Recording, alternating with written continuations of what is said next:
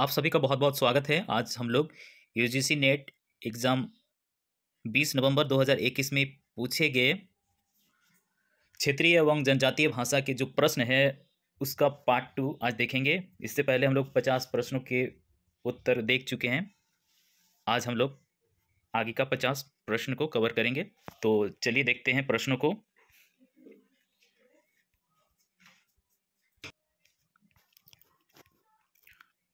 प्रश्न है, सूची 1 के साथ सूची 2 का मिलान कीजिए। तो देखिए, सूची 1 में है कवि और सूची 2 में है कविताएं। इसको मिलाना है।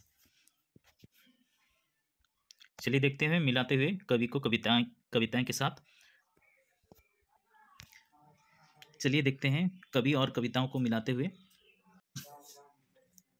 नुनकू सोरेन, इसका मिलान होगा। कविता इसका है करम सेरेंग।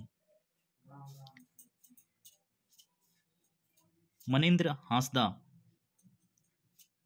इसका मिलान है कविता में देखिए देवी देसाई सेरेंग। अगला सी में है देखिए WG आर्चर, इसका है हार्स सेरेंग। और डी कवि में है देखिए बलराम टुंडू,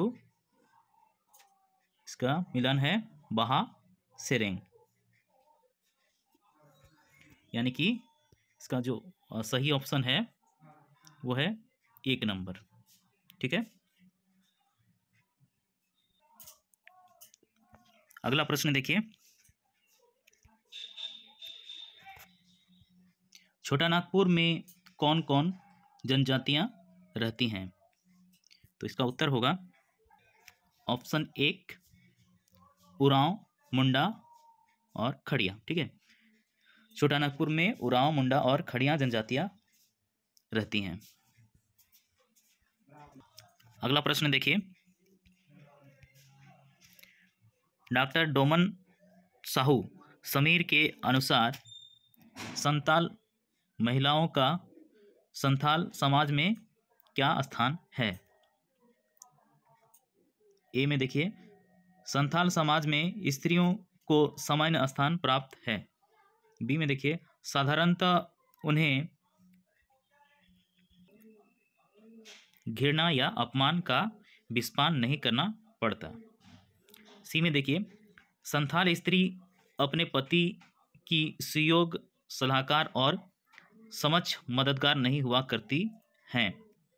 डी में देखिए उन्हें पत्नी के रूप में प्राप्त करने में वधू शुल्क नहीं देना पड़ता है। ठीक है। यानी कि जो दहेज देते हैं वो उनको देना नहीं पड़ता है। ई में देखिए विवाह के बाद वह अपने पति की संपत्ति समझी जाती है। तो इसका सही विकल्प जो है ऑप्शन देखिए 1 नंबर ऑप्शन सही है। इसमें है केवल ए, बी और ई। देखिए इसको फिर से दोहराते हैं।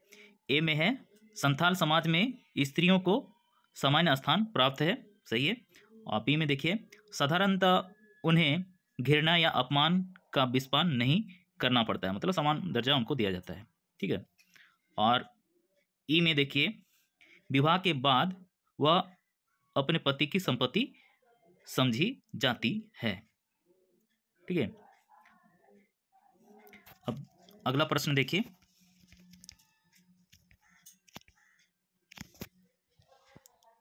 कालक्रम के अनुसार निम्नलिखित साहित्यिक युगों का सही अनुक्रम क्या है? इसमें ऑप्शन देखिए ए में है भारत हिंदू युग, बी में है द्विवेदी युग, सी में है प्रयोगवादी युग और डी में है छायावादी युग। तो इसका सही ऑप्शन है 1 नंबर देखिए ए, बी, डी और सी। ठीक है। तो ए में है आपका भारत हिंदू युग और बी में माने दूसरा नंबर पे आएगा द्विवेदी युग और तीसरे नंबर पे आएगा छायावादी युग और चौथे में आएगा प्रयोगवादी युग, ये 4 नंबर में। अगला प्रश्न देखते हैं,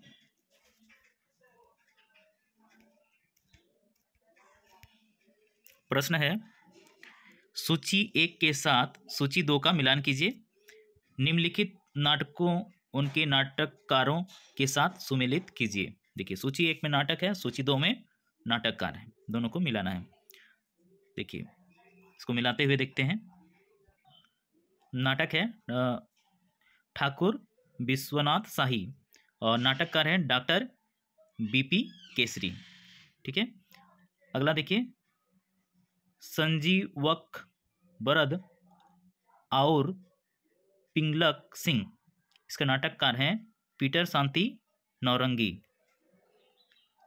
उसके बाद है तीसरा सी में देखिए अंधविश्वास, नाटक का नाटककार है तीन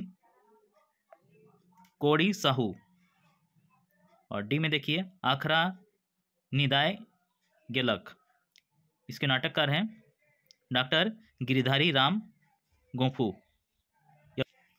यहाँ देखिए गोंफू नहीं, ये गोंझू होगा। ठीक है, डॉक्टर गिरिधारी राम गोंझू।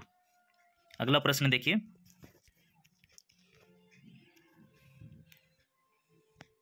मुंडा जाति के लोग आर्यों की भाषा नागपुरी को क्या कहते हैं?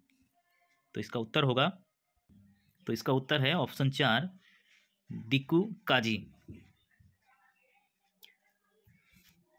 अगला प्रश्न देखिए, प्रश्न है जगदीश त्रिगुणायात के अनुसार, देखिए ए में मुंडा गीतों के भाव को ठीक से समझने के लिए प्रकृति के उपदानों का अर्थ समझ लेना आवश्यक है। बी में है प्रकृति की मनोहर उपमाओं से तो मुंडा गीत खाली पड़े हैं। सी में है मुंडा गीतकार अपने अमर क्रांतिकारी और पथ प्रदर्शक नेता बिरसा भगवान को कैसे भूल सकता है। डी में है कुछ गीतों में राष्ट्रपिता की याद में मुंडा गीतकारों ने अपनी श्रद्धांजलि अर्पित नहीं की है। तो इसमें से सही विकल्प में आपको चयन करना है। तो देखिए ऑप्शन कौन सा सही होगा। तो इसका सही है 2 नंबर ऑप्शन, केवल ए और सी। तो देखते हैं ए और सी को फिर से। ए में है मुंडा गीतों के भावों को ठीक से समझने के लिए प्रकृति के उपदानों का अर्थ समझ लेना आवश्यक है। सी में है मुंडा गीतकार अपने अमर क्रांतिकारी और पथ प्रदर्शक नेता बिरसा भगवान को कैसे भूल सकता है। ठीक है, यह है जगदीश त्रिगुणायात के अनुसार। अगला प्रश्न देखिए डॉक्टर आदित्य प्रसाद सिन्हा के अनुसार, ए में है जनजातीय लोक विश्वास के अनुसार उनके देवता बोंगा और देवी एरा और प्रेत, जिसको कि रोआ या मुआ भी कहते हैं, प्रकृति में निवास करते हैं। बी में देखिए पाषाण युग में मानव ने झोपड़ियों को अपना घर बनाया होगा। सी में देखिए 10 किरपों के बराबर एक बावड़ी होती है, परंतु 10 बावड़ी के बराबर एक वृक्ष नहीं होता है। डी में देखिए धार्मिक दृष्टिकोण से भी वृक्षों को लगाने की अनुमति नहीं है। तो इसमें से सबसे उपयुक्त विकल्प जो है वो है आपका 1 नंबर, केवल ए और बी। फिर से देखते हैं, देखिए ए में है जनजातीय लोक विश्वास के अनुसार उनके देवता बोंगा और देवी एरा और प्रेत, जिसको रोवा या मुआ भी कहते हैं, प्रकृति में निवास करते हैं। ठीक है। बी में है पाषाण युग में मानव ने झोपड़ियों को अपना घर बनाया होगा। ठीक है, ये था आपका डॉक्टर आदित्य प्रसाद सिन्हा के अनुसार। ठीक है, अब देखते हैं अगला प्रश्न। प्रश्न है अंतर्राष्ट्रीय आदिवासी दशक यूनाइटेड नेशन के द्वारा कब घोषित किया गया? तो इसका उत्तर होगा ऑप्शन 4 1995 से 2004। अगला प्रश्न है खोटा के प्राचीन कवियों का कालक्रम सही अनुक्रम क्या है? खोटा के प्राचीन कवियों का कालक्रम से सही अनुक्रम क्या है? पहला ऑप्शन में है, देखिए, रुद्र सिंह, बी में है दलेल सिंह, सी में है भुवनेश्वर दत्त शर्मा व्याकुल, और डी में है पद्मदास। तो इसका सही ऑप्शन होगा 3 नंबर, देखिए BDAC, यानी कि 1 नंबर में है दलेल सिंह, 2 में है पद्मदास, और 3 में है रुद्र सिंह, 4 में है भुवनेश्वर दत्त शर्मा व्याकुल। यह है खोटा के प्राचीन कवियों का कालक्रम। अगला प्रश्न देखिए। प्रश्न है, सूची 1 के साथ सूची 2 का मिलान कीजिए। निम्नलिखित लेखकों के द्वारा लिखित कहानियों के नाम को सुमेलित कीजिए। सूची 1 में है पुस्तक और सूची 2 में है लेखक। तो इसको मिलान करते हुए हम लोग देखते हैं। तो देखिए, मिलान करते हुए, पुस्तक है कांटी, इसका लेखक है प्रफुल्ल कुमार राय, ठीक है। उसके बाद है रद्दी कागज, इसका लेखक है डॉक्टर VP केसरी। उसके बाद पुस्तक है चंद्रू, इसका लेखक है सुरेश चंद्र राय। पुस्तक है सहिया माय, इसके लेखक हैं सहानी उपेंद्र पाल नहन, यानी कि आपका ऑप्शन 2 सही है। अगला प्रश्न देखिए। प्रश्न है, योगेंद्र नाथ तिवारी ने किस भाषा में कार्य किया है? तो इसका उत्तर होगा ऑप्शन 3 नागपुरी, ठीक है। योगेंद्र नाथ तिवारी ने नागपुरी भाषा में कार्य किया है, ठीक है। प्रश्न है, सूची 1 के साथ सूची 2 का मिलान कीजिए। सूची 1 और सूची 2, देखिए मिलान करते हुए, देखिए ऋग्वेद हो गया भजनों का संग्रह, सामवेद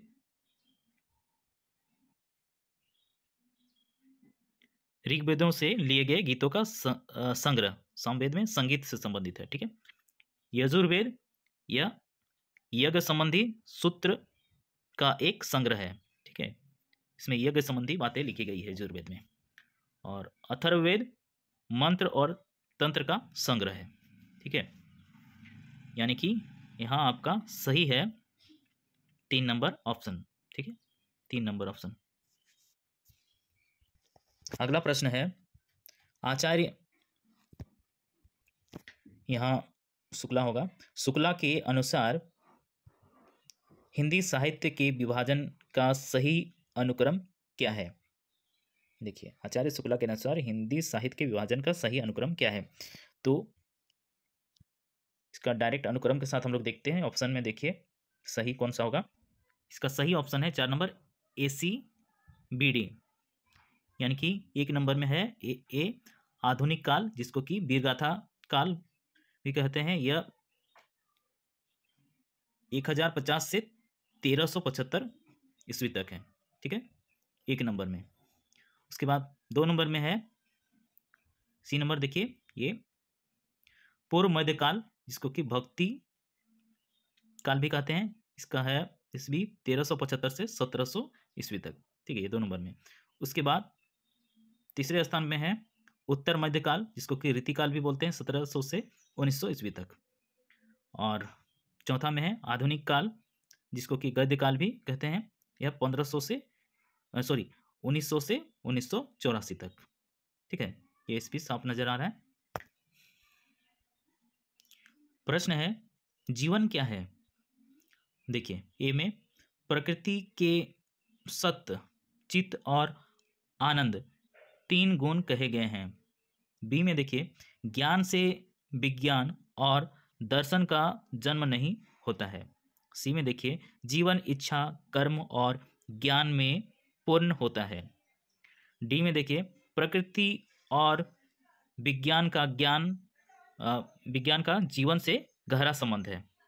ई में देखिए, भटकने का तात्पर्य होगा जीवन को आनंद देना। तो इसका सही विकल्प है देखिए ऑप्शन 2, केवल ए, सी और डी। ए में देखिए क्या है, प्रकृति के सत, चित और आनंद 3 गुण कहे गए हैं। और सी में देखिए, जीवन इच्छा, कर्म और ज्ञान में पूर्ण होता है। इसके बाद डी में देखिए, प्रकृति और विज्ञान का जीवन से गहरा संबंध है। यह है जीवन में, जीवन क्या है। ठीक है, अगला प्रश्न है, सूची 1 के साथ सूची 2 का मिलान कीजिए, निम्नलिखित ईश्वर को जनजाति के अनुसार सुमेलित कीजिए। सूची 1 में है जनजातियां और सूची 2 में है उनके ईश्वर। ठीक है, तो इसको मिलाते हुए हम लोग देखते हैं। देखिए, जनजातियां हैं उरांव में, इनके ईश्वर हैं धर्मे। मुंडा का है सिंह बोंगा, मुंडा का। और हो का है सिंह बोंगा, सिंगी बोंगा लिखा हुआ है। ठीक है, और खड़िया का है पोनी मोसोर, यानी कि इसका सही ऑप्शन जो है 1 नंबर है। ठीक है, अगला प्रश्न है देखिए, किसने लिखा है गायदेक भीनो भीनो डायरी? तो इसका उत्तर है 3 नंबर देखिए, दीनबंधु महतो। दीनबंधु महतो ने लिखा है गायदेक भीनु भीनु डायरी।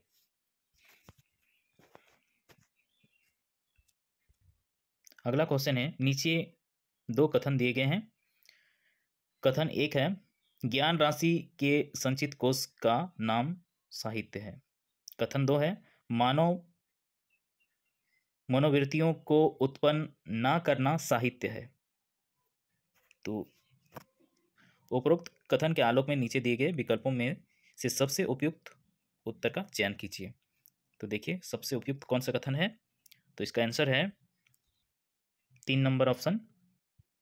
कथन 1 सही है, लेकिन कथन 2 गलत है। देखिए फिर से कथन को, ज्ञान राशि के संचित कोष का नाम साहित्य है। साहित्य पढ़ेंगे तो हम लोग को ज्ञान का वृद्धि होगा। ठीक है, प्रश्न है, डॉक्टर बी वीरोत्तम के अनुसार, ए में है देखिए, उरांवों के आने से पहले छोटा नागपुर की जनजातियों में मुंडा सर्वाधिक प्रभावशाली थे। बी में है मुंडा महिला और पुरुष। ठीक है, समान रूप से आभूषण प्रिय नहीं है। सी में देखिए, एक कली जो कि गोत्र है के सदस्य अपने को एक ही पूर्वज की संतति नहीं मानते थे। ठीक है, संतान नहीं मानते थे।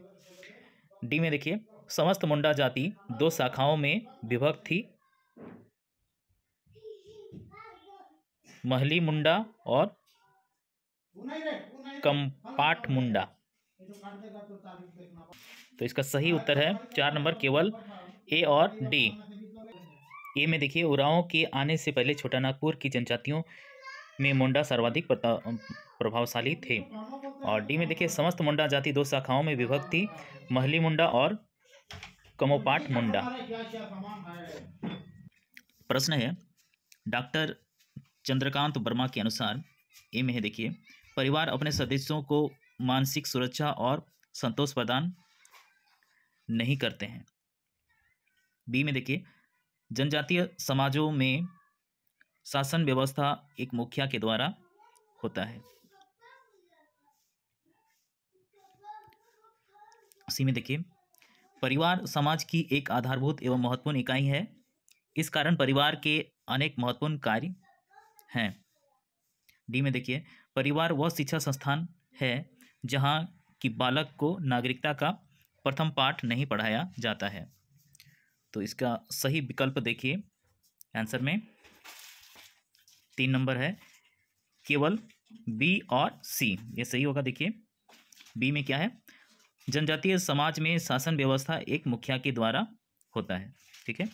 और सी में देखिए, परिवार समाज की एक आधारभूत एवं महत्वपूर्ण इकाई है, इस कारण परिवार के अनेक महत्वपूर्ण कार्य हैं, सही है। अगला प्रश्न देखिए, अब प्रश्न है लुझरी क्या है। तो इसका उत्तर होगा 1 नंबर ऑप्शन देखिए, लोक नृत्य। लुझरी एक लोक नृत्य है।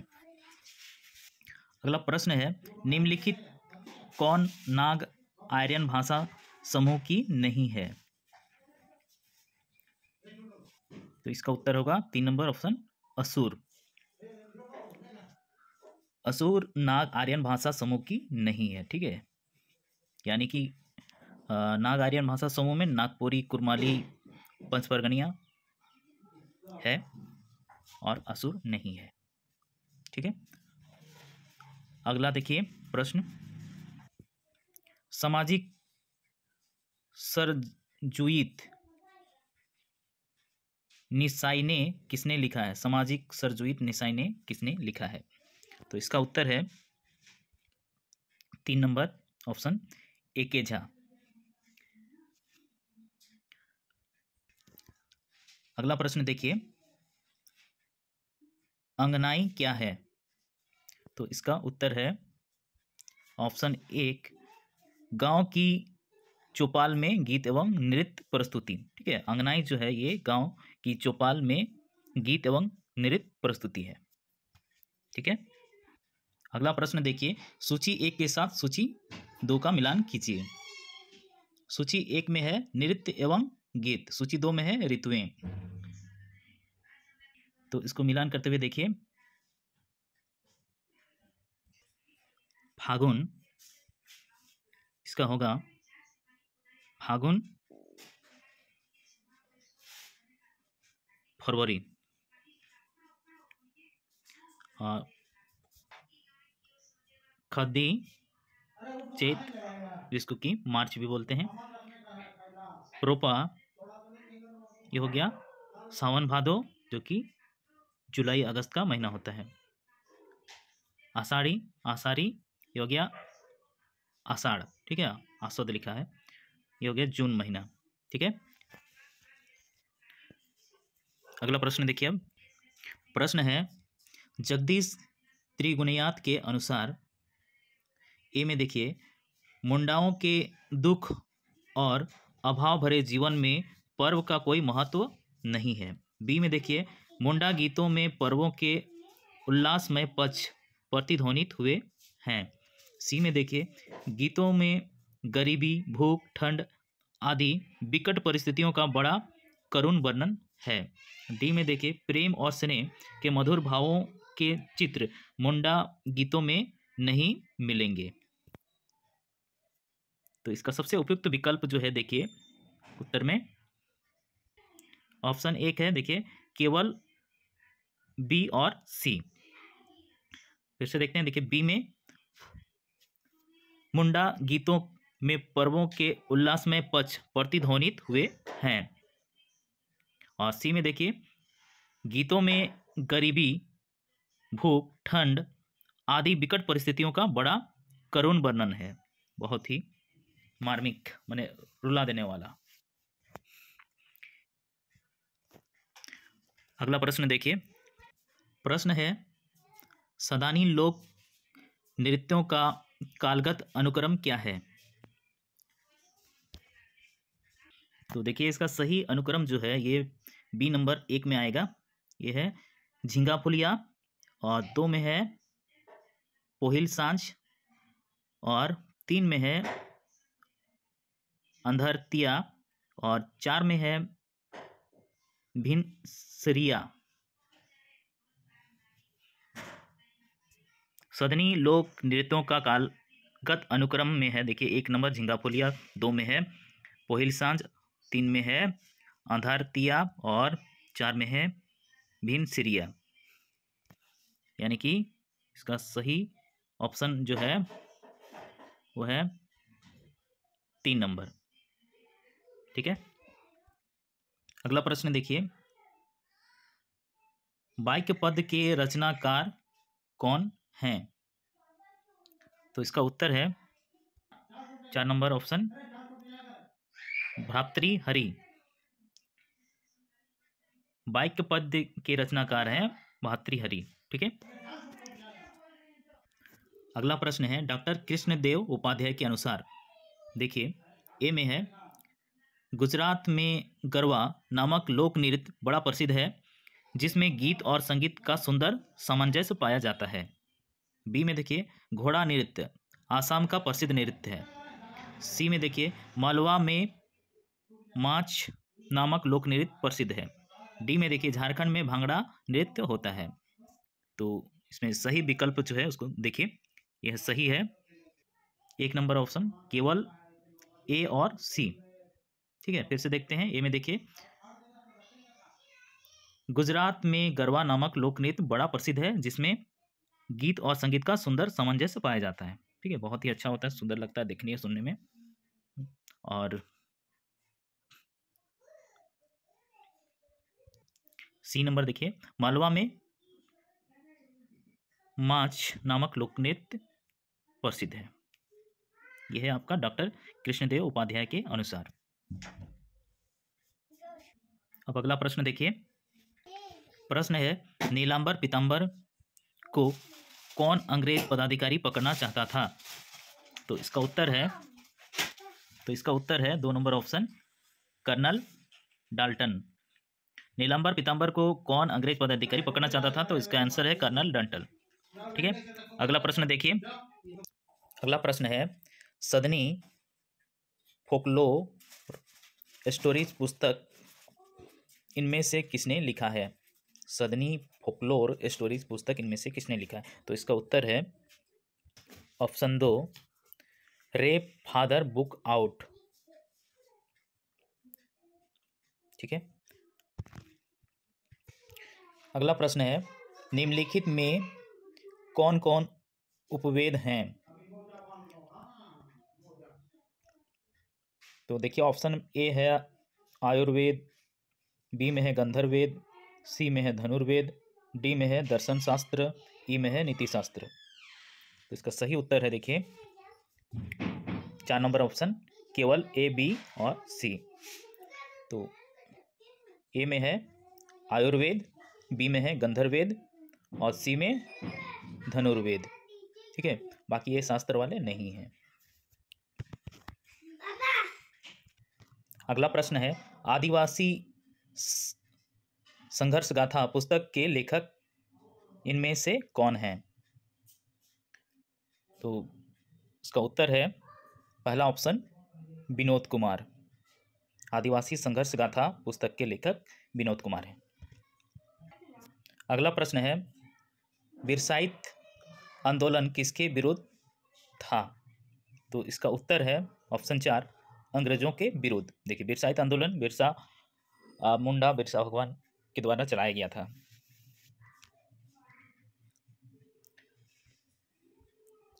अगला प्रश्न है, डली डिब्बा का अंग्रेजी अनुवाद निम्नांकित है। तो इसका उत्तर है ऑप्शन 4, बधु मूल्य। डली डिब्बा का अंग्रेजी अनुवाद बधु मूल्य। ठीक है, अगला प्रश्न है देखिए, मूलवासी शब्द का अर्थ क्या है? तो इसका उत्तर है देखिए ऑप्शन 4 फिर से, आदिवासी। मूलवासी का शब्द का अर्थ है आदिवासी।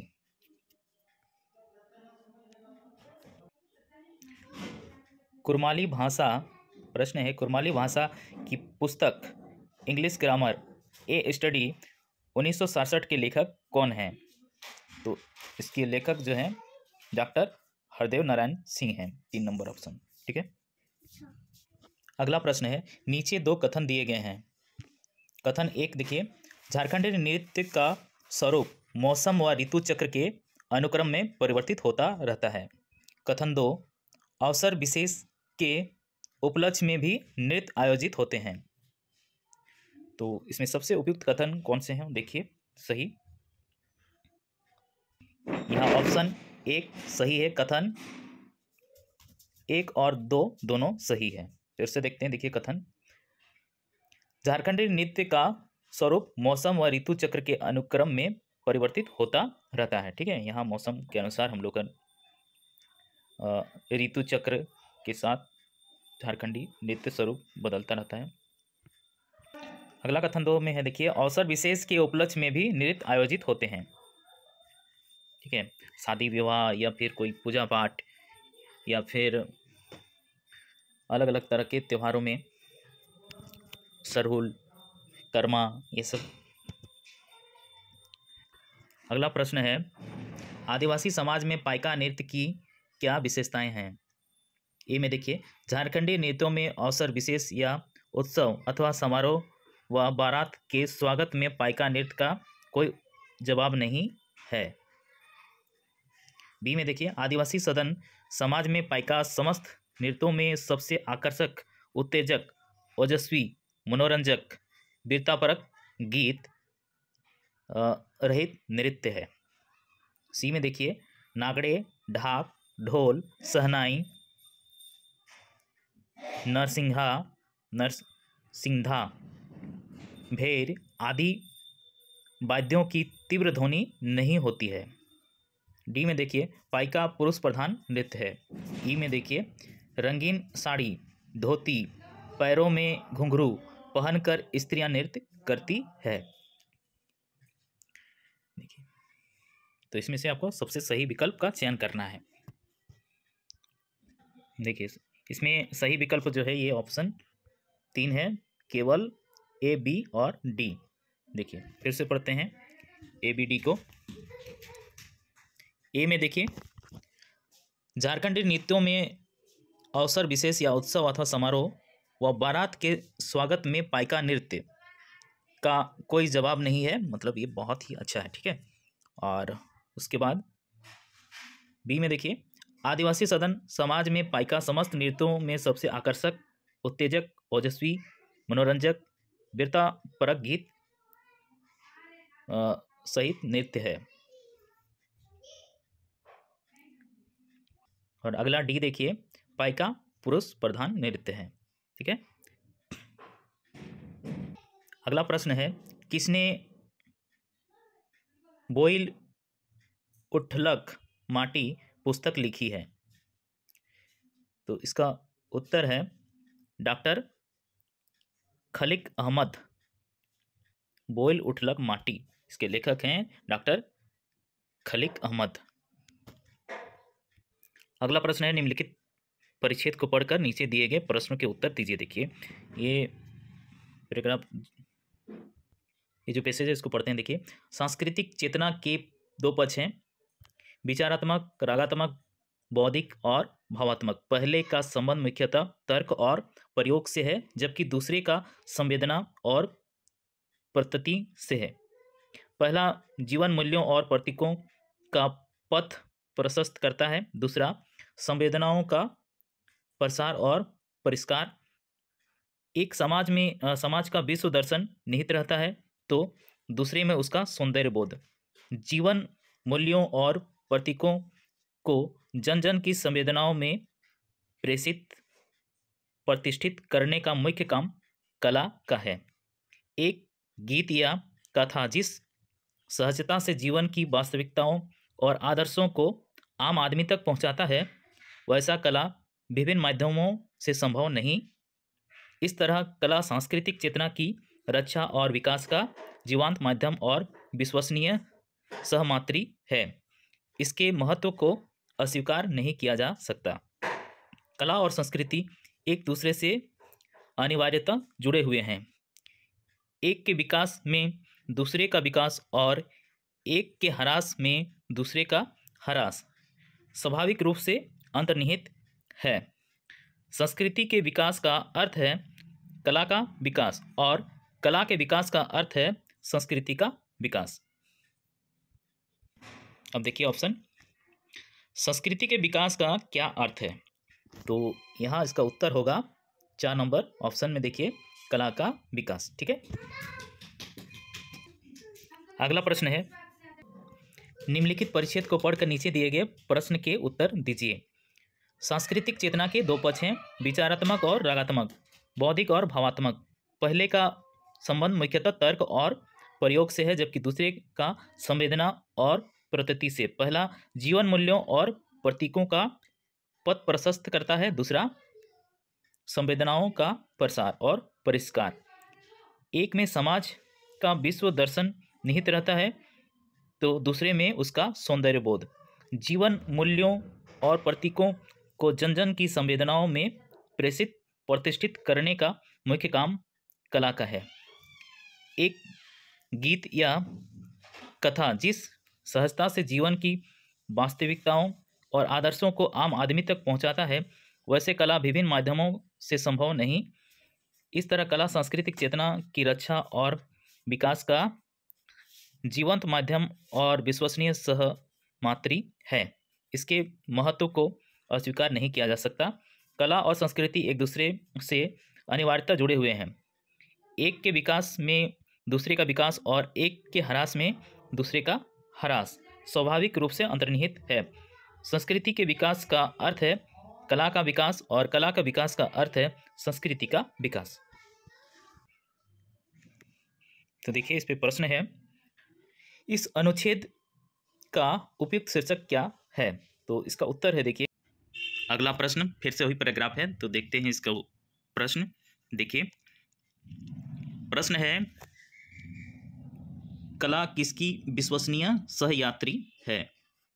तो इसका उत्तर होगा 1 नंबर ऑप्शन, सांस्कृतिक चेतना की। ठीक है, अगला प्रश्न फिर से वही पैराग्राफ है। देखिए प्रश्न इसका, कला का मुख्य कार्य क्या है? तो इसका उत्तर होगा ऑप्शन 1, देखिए जीवन मूल्यों और प्रतीकों को संवेदनाओं में प्रेषित करना। कला का मुख्य कार्य क्या है? जीवन मूल्यों और प्रतीकों को संवेदनाओं में प्रेषित करना। ठीक है, अगला प्रश्न देखिए, फिर से वही पैराग्राफ है। प्रश्न देखिए, आम आदमी तक यथार्थ और आदर्श कौन पहुंचाता है? तो इसका उत्तर होगा, देखिए 3 नंबर ऑप्शन, गीत या कथा। ठीक है, गीत और कथा से ही आम आदमी तक यथार्थ और आदर्श पहुंचता है। यथार्थ कहने का मतलब जो वास्तव में घटित घटना है। ठीक है, अगला प्रश्न देखिए, अगला प्रश्न एक नया पैराग्राफ है, देखते हैं इसको। भाषा के संदर्भ में एक बड़ी बात यह भी है कि यह समाज के परिवर्तन का एक बड़ा औजार है। दुनिया में जब जब बड़ी क्रांतियां हुई हैं, भाषा का स्वरूप और संदर्भ भी बदलता गया है। एक समय था जब यूरोप में लैटिन, ग्रीक आदि की तुति बोलती थी, लेकिन यूरोपीय रिनेसा ने यूरोप की नई भाषाओं के द्वार खोल दिए। अंग्रेजी, जर्मनी, फ्रेंच आदि रूसी ने नई प्रतिष्ठा प्राप्त की। इसी तरह भारत में वैदिक, संस्कृत, सौलौकिक संस्कृत, फिर पाली, प्राकृत, अपभ्रंश और देसी भाषाओं का जमाना आया। राष्ट्रीय आंदोलन के दौर में हिंदी, बांग्ला, मराठी आदि वर्तमान भाषाओं की प्रतिष्ठा बढ़ी। दुनिया का इतिहास इस बात का गवाह है कि जब जब क्रांति की पीठिका तैयार होती है, उनमें जन भाषाएं, जन साहित्य महत्वपूर्ण भूमिका अदा करते हैं।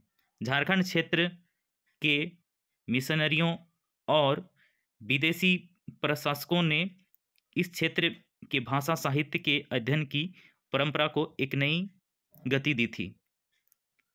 इससे वे लाभान्वित भी हुए। हमारे संदर्भ में इसके परिणाम सामने हैं। अब देखिए इस पैराग्राफ से प्रश्न है, सामाजिक परिवर्तन का बड़ा औजार क्या है? तो इसका उत्तर है ऑप्शन ए, भाषा। ठीक है, ये भाषा इसका सही उत्तर है।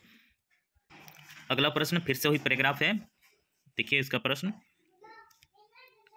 किस संस्था ने झारखंड क्षेत्र की भाषा साहित्य के अध्ययन की परंपरा को नई गति दी थी?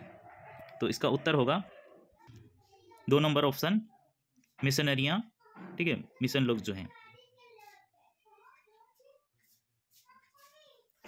अगला प्रश्न देखिए, फिर से ही पैराग्राफ है, इसका प्रश्न देखिए, किस समय हिंदी, बांग्ला, मराठी आदि भाषाओं की प्रतिष्ठा बढ़ी?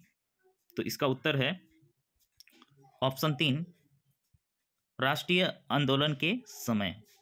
ठीक है, अगला प्रश्न फिर से वही पैराग्राफ है, इसका प्रश्न देखते हैं। प्रश्न है, इस अनुच्छेद का उपयुक्त शीर्षक क्या है? तो इसका उपयुक्त शीर्षक है, देखिए उत्तर 2 नंबर ऑप्शन, भाषाओं की भूमिका। ठीक है, अगला प्रश्न फिर से वही पैराग्राफ है और ये अंतिम प्रश्न है। प्रश्न है, भाषा का स्वरूप और संदर्भ कब बदल जाता है? तो इसका उत्तर होगा 1 नंबर ऑप्शन, क्रांतियों के समय। ठीक है, ये सभी आंसर यूजीसी नेट की तरफ से ही जारी किया गया है और ये आप लोग के हेल्प के लिए मैंने इस वीडियो को तैयार किया। और अगर थोड़ा भी आपको इससे लाभ पहुंचे तो इसको लाइक कीजिए, शेयर कीजिए, कमेंट कीजिए, और अगर यदि कुछ आपको हेल्प चाहिए तो भी उसको लिखिए। मिलते हैं अगले क्लास में, तब तक के लिए टेक केयर, बाय।